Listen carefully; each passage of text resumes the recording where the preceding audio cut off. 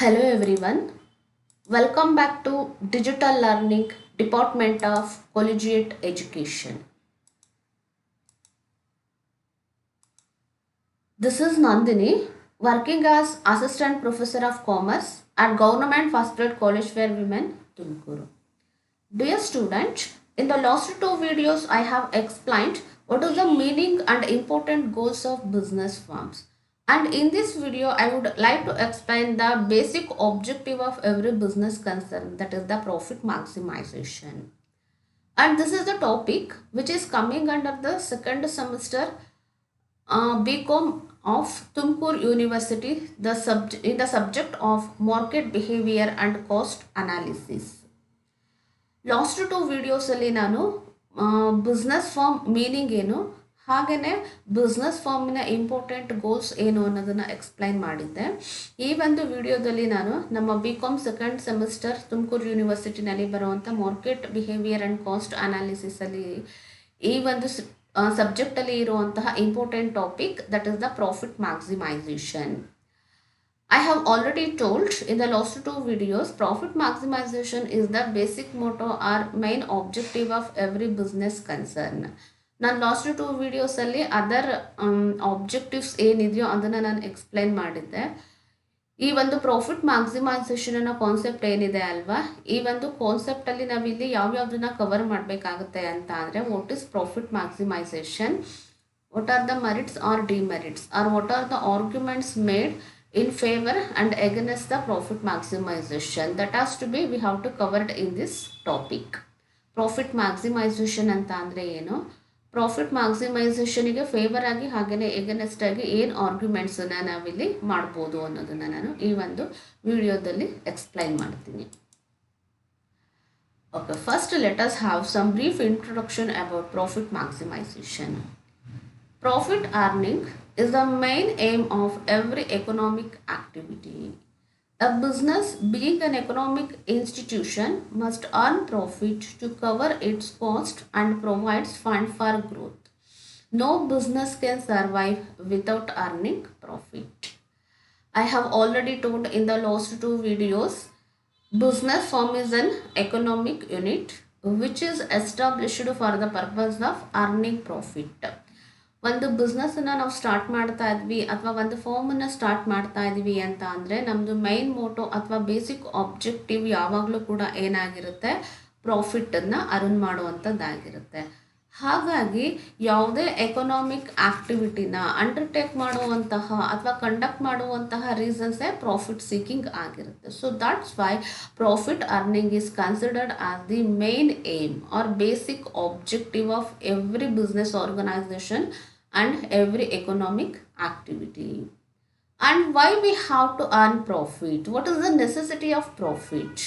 So we need profit in order to cover the cost and provide a fund for growth.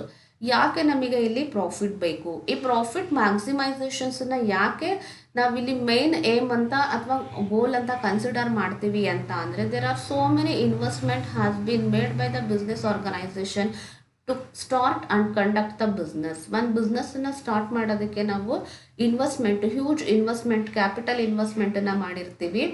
ಆ ಒಂದು cost ಏನು investment ಮಾಡಿರ್ತೀವೋ ಆ ಕಾಸ್ಟನ್ನು ರಿಕವರಿ ಮಾಡ್ಕೊಳ್ಳೋದಕ್ಕೆ and to provide fund for the growth. ಫ್ಯೂಚರಲ್ಲಿ ನಮ್ಮ ಬಿಸ್ನೆಸ್ಸನ್ನು ಎಕ್ಸ್ಪಾಂಡ್ ಮಾಡೋದಕ್ಕೆ ನಮಗೆ ತುಂಬಾ ಫಂಡ್ಸ್ ನೆಸೆಸಿಟಿ ಇರುತ್ತೆ.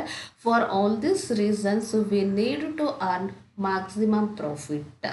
Without profit, no firm can survive and there is no growth for such concern.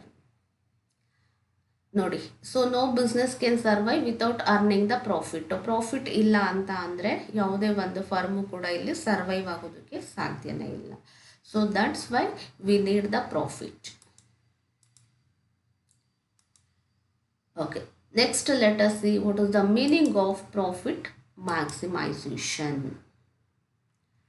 Profit maximization refers to the process whereby companies focus on maximizing their profit or getting the best possible profit in their particular kind of business. In simple, what we can tell, profit andre ಏನು ಅಂತ first we have to know here. Profit is the difference between total income and total expenditure made by the company. ಎಷ್ಟು total ರೆವೆನ್ಯೂನ earn ಮಾಡಿದ್ವಿ ಅಥವಾ ಇನ್ಕಮ್ನ earn ಮಾಡಿದ್ವಿ ಮತ್ತು ಎಷ್ಟು ಇನ್ವೆಸ್ಟ್ಮೆಂಟನ್ನು ಮಾಡಿದ್ವಿ. Income ಮತ್ತು ಎಕ್ಸ್ಪೆಂಡಿಚರ್ ಎರಡೂ ಡಿಫ್ರೆನ್ಸನ್ನ ನಾವಿಲ್ಲಿ ಪ್ರಾಫಿಟ್ ಅಂತ ಕರಿತೀವಿ. ಇಲ್ಲಿ ನಮಗೆ ನಾರ್ಮಲ್ ಪ್ರಾಫಿಟ್ ಅಂತಲೇ ಇರುತ್ತೆ, ಹಾಗೆಯೇ ಮ್ಯಾಕ್ಸಿಮಮ್ ಪ್ರಾಫಿಟ್ ಅಂತಲೇ ಇರುತ್ತೆ. ನಾರ್ಮಲ್ ಪ್ರಾಫಿಟ್ ಅಂತ ಅಂದರೆ ಈಗ ಮಾಡಿರೋ ಇನ್ವೆಸ್ಟ್ಮೆಂಟ್ ಮೇಲೆ ಜಸ್ಟ್ 10% ಎಕ್ಸ್ಪೆಕ್ಟ್ ಮಾಡ್ತಾ ಇದ್ದೀವಿ ಅಂತಂದರೆ it can be considered as the normal profit. But profit maximisation ಅಂತ ಅಂದರೆ ಏನು? ನಾರ್ಮಲ್ ಪ್ರಾಫಿಟ್ಟಿಗಿನ್ನ ಎಕ್ಸ್ಟ್ರಾ ಪ್ರಾಫಿಟನ್ನು ಅರ್ನ್ ಮಾಡಬೇಕು ಅನ್ನೋ ಒಂದು ಗೋಲನ್ನು ಕಂಪನಿ ಇಟ್ಕೊಂಡಿದೆ ಅಂತ ಅಂದರೆ that is called the profit maximisation. ಈಗ 10% ಅನ್ನೋದು ನಮಗೆ ನಾರ್ಮಲ್ ಪ್ರಾಫಿಟ್ ಆದರೆ 15 to 20% ನಾವೇನಾದರೂ ರಿಟರ್ನ್ಸ್ ಎಕ್ಸ್ಪೆಕ್ಟ್ ಮಾಡ್ತಾ ಇದ್ದೀವಿ ಅಂತ ಅಂದರೆ that is more than the normal profit. Such profit will be considered as the profit maximisation. ಹಾಗಾಗಿ ಈ ಒಂದು ಪಿಕ್ಚರನ್ನ ನೋಡಿದ್ರೆ ನಮಗೆ ಇಲ್ಲಿ ಕ್ಲಿಯರಾಗಿ ಅರ್ಥ ಆಗುತ್ತೆ. ಮ್ಯಾಕ್ಸಿಮಮ್ ಪ್ರಾಫಿಟ್ ಅಂತ ಅಂದರೆ ಸೊ ಬಿಗಿನಿಂಗಲ್ಲಿ ನಮ್ಮದು ಕಡಿಮೆ ಇರುತ್ತೆ. ಸೊ ಬಿಸ್ನೆಸ್ಸು ಗ್ರೋ ಆಗ್ತಾ ನಾವು ಬಿಸ್ನೆಸ್ ಆ್ಯಕ್ಟಿವಿಟೀಸ್ನ ಕಂಡಕ್ಟ್ ಮಾಡ್ತಾ ಅದು ಪೀಕ್ ಲೆವೆಲ್ಲಿಗೆ ನಾವು ಪ್ರಾಫಿಟನ್ನ ಇಲ್ಲಿ ಎಕ್ಸ್ಪೆಕ್ಟ್ ಮಾಡ್ತಾ ಇರ್ತೀವಿ. ಸೊ ಈ ಒಂದು ಪಿಕ್ಚರಲ್ಲಿ ನಮಗೆ ಹೇಗೆ ಪ್ರಾಫಿಟ್ಟು ಹೈಕ್ ಆಗ್ತಾ ಹೋಗ್ತಿದೆ ಅನ್ನೋದು ನಮಗೆ ಇಲ್ಲಿ ಗೊತ್ತಾಗುತ್ತೆ. ಹಾಗಾಗಿ ಪ್ರಾಫಿಟ್ ಮ್ಯಾಕ್ಸಿಮೈಸೇಷನ್ ಅಂತ ಅಂದರೆ ಪ್ರತಿಯೊಂದು ಬಿಸ್ನೆಸ್ ಆರ್ಗನೈಸೇಷನ್ ಅಥವಾ ಕಂಪನಿಗಳು ಅವ್ರು ಮಾಡುವಂತಹ ಬಿಸ್ನೆಸ್ ಅಥವಾ ಏನು ಸರ್ವಿಸಸ್ನ ರೆಂಡರ್ ಮಾಡ್ತಾ ಇರುತ್ತೋ ಅದರಲ್ಲಿ ಬೆಸ್ಟ್ ಪಾಸಿಬಲ್ ಪ್ರಾಫಿಟನ್ನು ಅರ್ನ್ ಮಾಡಬೇಕು. ಮ್ಯಾಕ್ಸಿಮಮ್ ಪ್ರಾಫಿಟ್ ಅಂದರೆ more than normal profit. Normal ಪ್ರಾಫಿಟ್ಟಿಗಿಂತ ಮ್ಯಾಕ್ಸಿಮಮ್ ಅರ್ನ್ ಮಾಡಬೇಕು ಅಂತ ಅಂದ್ಕೊತಾರೆ ಅಲ್ವಾ, ಅದನ್ನು ನಾವಿಲ್ಲಿ ಪ್ರಾಫಿಟ್ ಮ್ಯಾಕ್ಸಿಮೈಸೇಷನ್ ಅಂತ ಕರಿತೀವಿ. That means earning maximum profit by the companies in their particular kind of business. Okay, next let us see what are the arguments which are made in favor of profit maximization. ನಾನು ಆವಾಗಲೇ ಹೇಳಿದೆ ಈ ಒಂದು profit maximization ಅನ್ನೋ ಕಾನ್ಸೆಪ್ಟಲ್ಲಿ ನಾವು profit maximisation ಅಂದರೆ ಏನು, ಹಾಗೆಯೇ ಪ್ರಾಫಿಟ್ ಮ್ಯಾಕ್ಸಿಮೈಸೇಷನ್ ಈ ಗೋಲ್ ಏನಿದೆ ಅಲ್ವಾ ಇದಕ್ಕೆ ಫೇವರ್ ಆಗಿ ಮತ್ತು ಹಾಗೆಯೇ ಎಗೇನೆಸ್ಟ್ ಆಗಿ ಕೆಲವೊಂದು ಆರ್ಗ್ಯುಮೆಂಟ್ಸನ್ನು ಮಾಡಿದ್ದಾರೆ. ಆ ಆರ್ಗ್ಯುಮೆಂಟ್ಸ್ ಏನು ಅನ್ನೋದನ್ನು ನಾವಿಲ್ಲಿ ತಿಳ್ಕೊಬೇಕಾಗತ್ತೆ. Okay, let us discuss one by one what are the arguments which are made in favor of profit maximization. Okay, first one, profit is a barometer through which the performance of a business unit can be measured. One of the important argument which is made in favor of profit maximization, that is profit is a barometer. One important point ಏನು ನಾವಿಲ್ಲಿ observe ಮಾಡಬೇಕು ಅಂತ ಅಂದರೆ ಯಾವುದೇ ಒಂದು business organisation performance ಅಥವಾ ಗ್ರೋತನ್ನ ನಾವು ಯಾವ ಬೇಸಿಸ್ ಮೇಲೆ ಮೆಷರ್ ಮಾಡ್ಬೋದು ಅಂತ ಅಂದರೆ how much profit which has been earned by such particular business organisation. ಒಂದು ಬಿಸ್ನೆಸ್ ಆರ್ಗನೈಸೇಷನ್ ಎಷ್ಟು ಪ್ರಾಫಿಟನ್ನು ಅರ್ನ್ ಮಾಡ್ತಾ ಇದ್ದಾರೋ ಅದ್ರ ಬೇಸಿಸ್ ಮೇಲೆ ಆ ಕಂಪನಿಯ ಅಥವಾ ಆ ಫರ್ಮಿನ ನಾವು ಪರ್ಫಾರ್ಮೆನ್ಸನ್ನ ಇಲ್ಲಿ ನಾವು ಮೆಷರ್ ಮಾಡ್ಬೋದು. ಹಾಗಾಗಿ ಇದನ್ನು ನಾವಿಲ್ಲಿ ಒಂದು ಬಾರೋಮೀಟರ್ ಆಗಿ ಯೂಸ್ ಮಾಡ್ಕೊಳ್ತೀವಿ. ಪ್ರಾಫಿಟ್ ಜಾಸ್ತಿ ಬರ್ತಾ ಇದೆ ಅಂತ ಅಂದರೆ ಬೆಸ್ಟ್ ಪರ್ಫಾರ್ಮೆನ್ಸನ್ನು ಇಂಡಿಕೇಟ್ ಮಾಡುತ್ತೆ ಅಥವಾ ಎಫಿಷಿಯೆಂಟ್ ಪರ್ಫಾರ್ಮೆನ್ಸನ್ನು ಇಂಡಿಕೇಟ್ ಮಾಡುತ್ತೆ. If you are earning less profit it indicates the weak performance or low performance of the business concerns. So that's why it is used as a barometer in order to measure the efficiency or performance of the business. ಪ್ರಾಫಿಟೇ ಇಲ್ಲ ಅಂತ ಅಂದರೆ ನಮಗೆ ಒಂದು basic criteria ಅಂತಲೇ ಇರೋದಿಲ್ಲ ಯಾವ basis ಮೇಲೆ ನಾವು ಪರ್ಫಾರ್ಮೆನ್ಸ್ ಅಥವಾ ಎಫಿಷಿಯನ್ಸಿನ ಜಡ್ಜ್ ಮಾಡಬೇಕು ಅಂತ. ಹಾಗಾಗಿ ಇದನ್ನು ನಾವು ಬೇಸಿಕ್ ಒಂದು ಕ್ರೈಟೀರಿಯಾ ಆಗಿ ಇಟ್ಕೊಂಡು ಈ ಒಂದು ಪರ್ಫಾರ್ಮೆನ್ಸ್ ಅಥವಾ ಕಂಪನಿಯ ಎಫಿಷಿಯನ್ಸಿನ ನಾವಿಲ್ಲಿ ಈಸಿಯಾಗಿ ಮೆಷರ್ಮೆಂಟ್ ಮಾಡ್ಬೋದು. Okay, next let us see second one, profit ensures maximum welfare to the shareholders, employees and prompt payment to the creditors of a company. There are so many people which are contributed directly and indirectly for the overall success and growth of the business.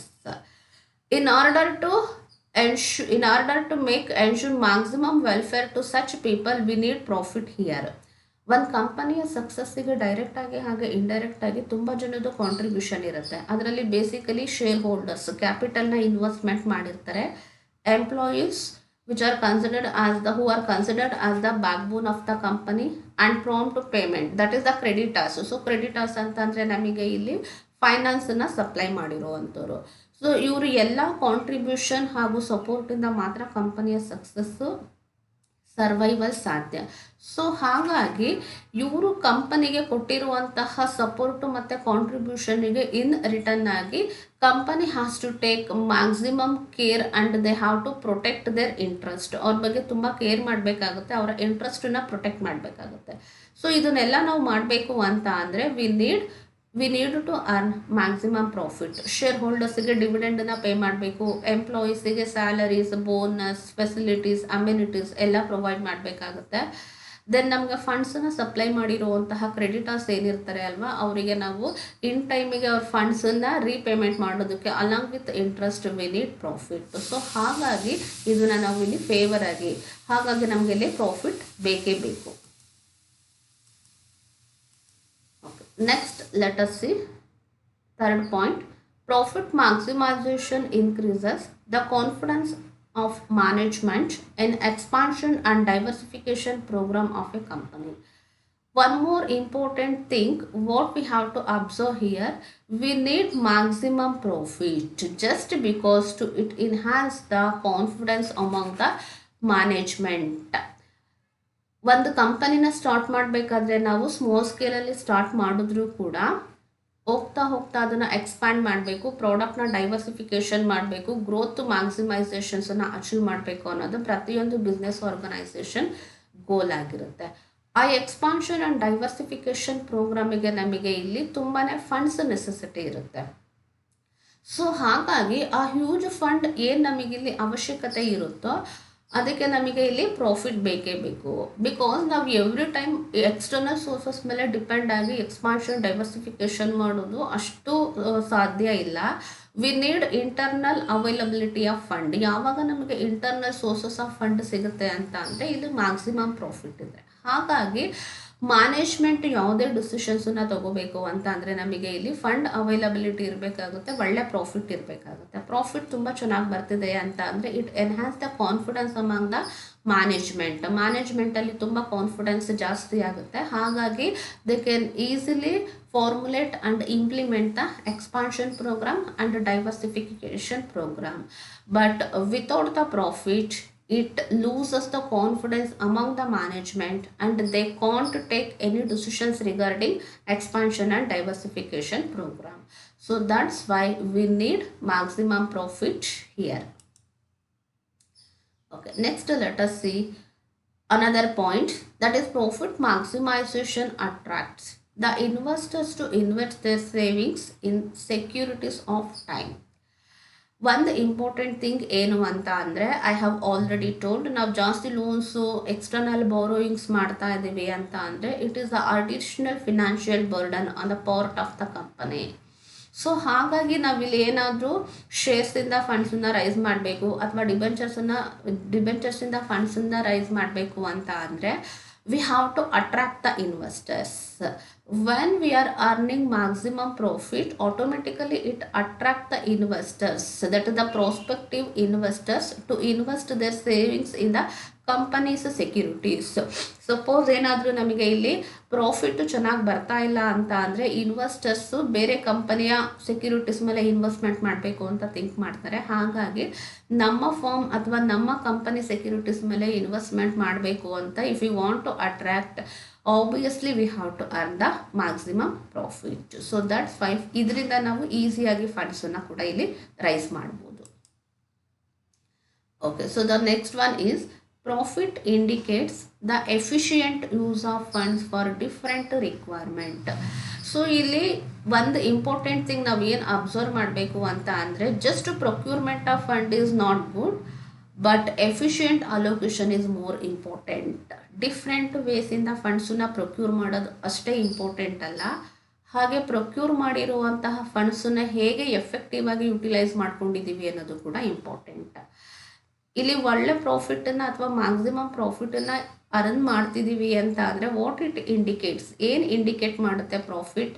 The availability funds are effectively utilised by the company without waste it. ಫಂಡ್ಸನ್ನು ಚೂರು ಕೂಡ waste ಮಾಡ್ದಲೆ, improper allocation ಮಾಡ್ದಲೆ, ತುಂಬ ಪ್ರಾಪರಾಗಿ ಹಾಗೆಯೇ ಎಫಿಷಿಯೆಂಟಾಗಿ ಫಂಡನ್ನು ನಾವಿಲ್ಲಿ use ಮಾಡ್ಕೊಂಡಿದ್ದೀವಿ ಅನ್ನೋದನ್ನು ಪ್ರಾಫಿಟ್ ಇಲ್ಲಿ ಇಂಡಿಕೇಟ್ ಮಾಡುತ್ತೆ. ಬಟ್ ಅದೇ ಕಡಿಮೆ ಪ್ರಾಫಿಟ್ ಏನಾದರೂ ನಾವು ಅರ್ನ್ ಮಾಡ್ತಾ ಇದ್ದೀವಿ ಅಂತ ಅಂದರೆ ಅವೈಲಬಿಲಿಟಿ ಫಂಡ್ಸನ್ನು ನಾವು ಇನ್ಎಫಿಷಿಯೆಂಟಾಗಿ ಯೂಸ್ ಮಾಡ್ಕೊಂಡಿದ್ದೀವಿ ಅಥವಾ ಅದರದ್ದು ಅಪ್ಲಿಕೇಶನ್ ಕರೆಕ್ಟಾಗಿಲ್ಲ ಅನ್ನೋದನ್ನು ಇಂಡಿಕೇಟ್ ಮಾಡುತ್ತೆ. ಹಾಗಾಗಿ we need profit because it indicates the efficient use of funds. Okay, so ಇಲ್ಲಿವರೆಗೂ ನಾವು what are the arguments made of in favor of profit maximization ಅಂತ ನೋಡಿದ್ವಿ. ಸೊ ಯಾವ್ಯಾವ ಪಾಯಿಂಟ್ಸನ್ನು ಇಲ್ಲಿ ಫೇವರ್ ಆಗಿ ಆರ್ಗ್ಯೂ ಮಾಡಿದ್ದಾರೆ ಅಂತ ನೋಡಿದ್ವಿ. And next let us move what are the arguments which are made against the profit maximisation. ಈ ಒಂದು ಪ್ರಾಫಿಟ್ ಮ್ಯಾಕ್ಸಿಮೈಸೇಷನ್ ಗೋಲ್ ಅಥವಾ ಕಾನ್ಸೆಪ್ಟಿಗೆ ಎಗೇನೆಸ್ಟ್ ಆಗಿ ಏನಿಲ್ಲಿ ಆರ್ಗ್ಯೂ ಮಾಡಿದ್ದಾರೆ ಅಂತ ಒನ್ ಬೈ ಒನ್ ನೋಡ್ಕೊಳ್ತಾ ಹೋಗೋಣ. First one, profit is not a clear term.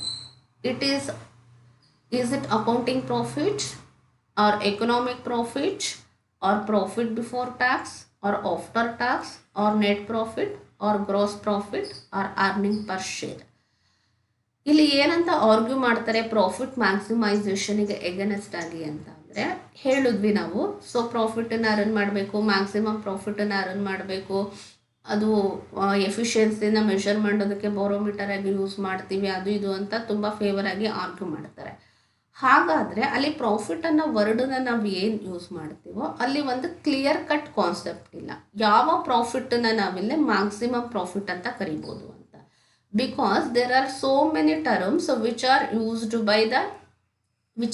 in the companies. ಕಂಪನಿನಲ್ಲಿ profit ಅನ್ನೋದಕ್ಕೆ ನಾವು ತುಂಬ ಟರ್ಮನ್ನು ಯೂಸ್ ಮಾಡ್ತೀವಿ. ಹಾಗಾದರೆ ಆ ಪ್ರಾಫಿಟ್ ಇಲ್ಲಿ ಯಾವುದು? ಏನು ಅಕೌಂಟಿಂಗ್ ಪ್ರಾಫಿಟ್ಟಾ ಅಥವಾ ಎಕನಾಮಿಕ್ ಪ್ರಾಫಿಟ್ಟಾ, ಪ್ರಾಫಿಟ್ ಬಿಫೋರ್ ಟ್ಯಾಕ್ಸಾ, ಪ್ರಾಫಿಟ್ ಆಫ್ಟರ್ ಟ್ಯಾಕ್ಸಾ, ನೆಟ್ ಪ್ರಾಫಿಟಾ, ಗ್ರಾಸ್ ಪ್ರಾಫಿಟಾ ಅಥವಾ EPS?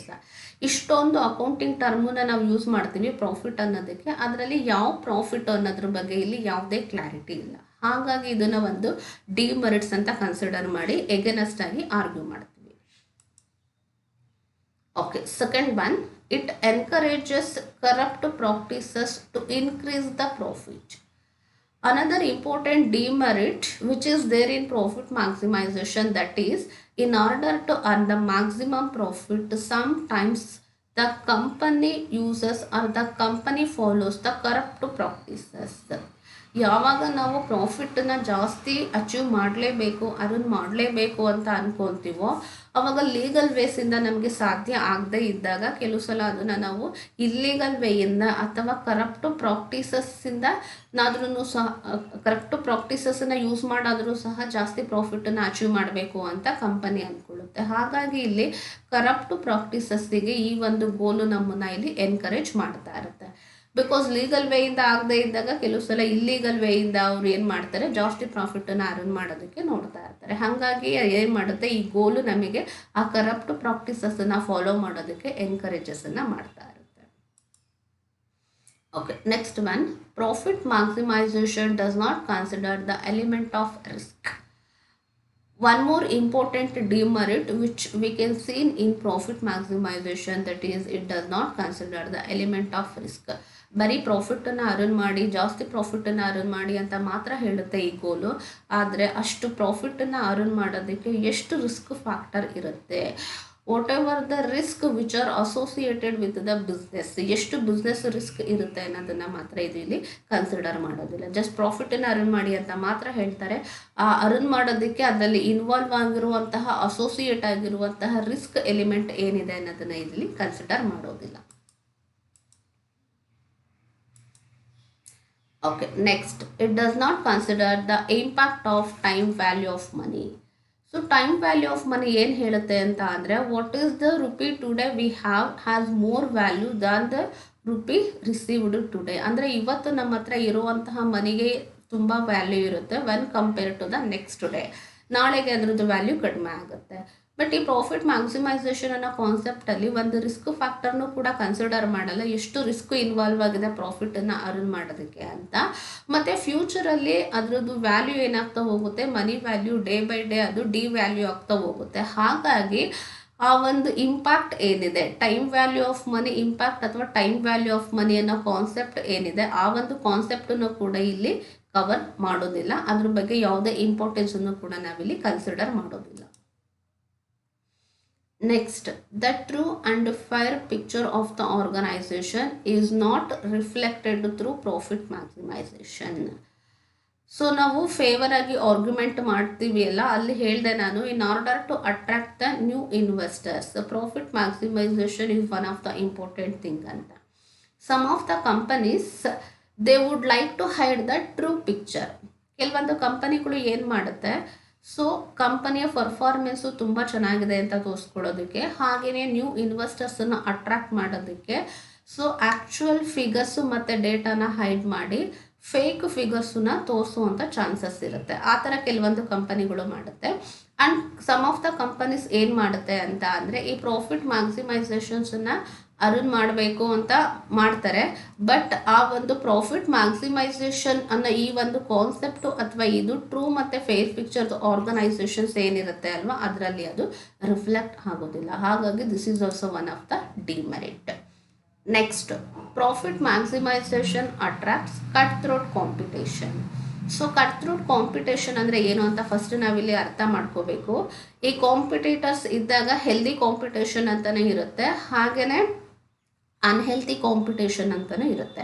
ಹೆಲ್ತಿ ಕಾಂಪಿಟೇಷನ್ ಅಂತ ಅಂದರೆ by becoming strong our self we have to compete with each other. ನಮ್ಮನ್ನು ನಾವು ಸ್ಟ್ರಾಂಗ್ ಮಾಡಿಕೊಂಡು ಹೆಲ್ದಿಯಾಗಿ ಕಾಂಪೀಟ್ ಮಾಡುವಂಥದ್ದು. ಕಟ್ ಥ್ರೋಟ್ ಕಾಂಪಿಟೇಷನ್ ಅನ್ನೋದು ಅನ್ಹೆಲ್ತಿ ಕಾಂಪಿಟೇಷನ್. ನಮ್ಮ ಕಾಂಪಿಟೇಟರ್ಸನ್ನ ಹೇಗಾದರೂ ಮಾಡಿ ನಾವು ಅವ್ರನ್ನ ಇಲ್ಲೀಗಲ್ ವೇಯಿಂದನಾದರೂ ಕಾಂಪಿಟೇಷನ್ಸನ್ನ ಫೇಸ್ ಮಾಡಬೇಕು ಅನ್ನೋದು. ಅಂದರೆ ಅವರು ಹಾಳಾದರೂ ಪರವಾಗಿಲ್ಲ, ನಾವು ಮಾತ್ರ ಚೆನ್ನಾಗಿರಬೇಕು ಅಂತ ಅಂದ್ಕೊಂಡು ಅವ್ರು ಕಾಂಪೀಟ್ ಮಾಡ್ತಾರೆ ಅಲ್ವಾ. ನಮ್ಮನ್ನು ನಾವು ಸ್ಟ್ರಾಂಗ್ ಮಾಡಿಕೊಂಡು ಸಕ್ಸಸ್ ಆಗಬೇಕು ಅನ್ನೋದಕ್ಕಿಂತ ಹೇಗಾದರೂ ಮಾಡಿ ನಮ್ಮ ಎಗನೆಸ್ಟ್ ಇರೋರನ್ನ ತುಳಿದಾದ್ರೂ ನಾವು ಮೇಲ್ ಬರಬೇಕು ಅಂತ ಅಂದ್ಕೊಳ್ಳೋದು.